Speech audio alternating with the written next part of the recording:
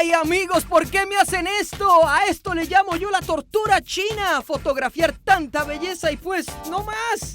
Esta remamasa me puso a sudar frío de los nervios. ¡Wow! Afortunada la llanta gigante y afortunado el pedacito de tela que nos lucía esta comadre. Ella es Andrea. Proviene de una de las capitales de las mamasas, Colombia, papá. Pero además de sus curvas despampanantes, también tiene sus talentos escondidos. Ella es amante, fanática y seguidora del MMA o artes marciales mixtas. Obviamente no le teme ni al sudor ni a los golpes. Es un sueño de mamasa hecho realidad.